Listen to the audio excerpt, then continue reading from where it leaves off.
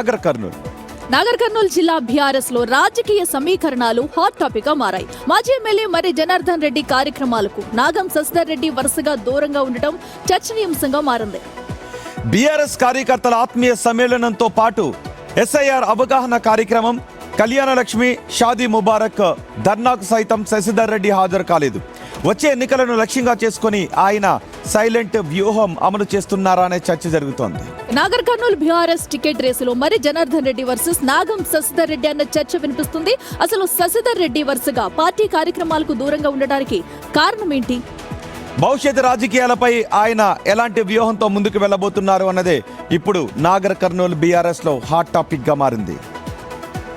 మరింత సమాచారం మా ప్రతినిధి శంకర్ అందిస్తారు. శంకర్, ఏంటి నాగర్ కర్నూలు రాజకీయాలను ఎలా చూడాలి? బీఆర్ఎస్ ఏం చేయబోతుంది?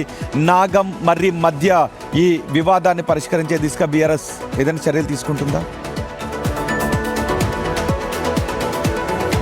రోహిత్, ఇప్పటికే 2023 ఎన్నికల్లో అనూహ్యంగా నాగం జనార్దన్ రెడ్డి కాంగ్రెస్ పార్టీ నుంచి బీఆర్ఎస్ పార్టీలో కేసీఆర్ సమక్షంలో కలిశారు. తన రాజకీయ భవిష్యత్తు ఉండాలని చెప్పి అప్పట్లో టికెట్ ఇవ్వకపోవడం వల్ల ఇదంతా కూడా కాంగ్రెస్ పార్టీ నుంచి బీఆర్ఎస్ లోకి చేరాడు. అప్పటి నుంచి మరికి సపోర్ట్ గా ఎలక్షన్ లో ఉన్నాడు. అయినప్పటికీ అక్కడ కాంగ్రెస్ ఎమ్మెల్యే కుచ్కుల రాజేష్ రెడ్డి గెలిచాడు. ఆ తర్వాత రాజకీయ పరిణామాలన్నీ కూడా ఒక్కసారిగా మారిపోయాయి. ఎందుకంటే నాగం జనార్దన్ రెడ్డి ఏం చేసినా కూడా తన కొడుకు అయినటువంటి మర్రి శశిధర్ రెడ్డికి సంబంధించినటువంటి రాజకీయ భవిష్యత్తు కోసమే చేస్తాడు.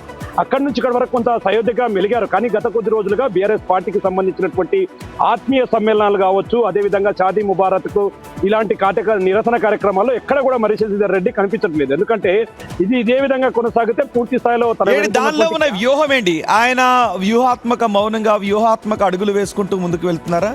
ఏంటి ఆయన వ్యూహం?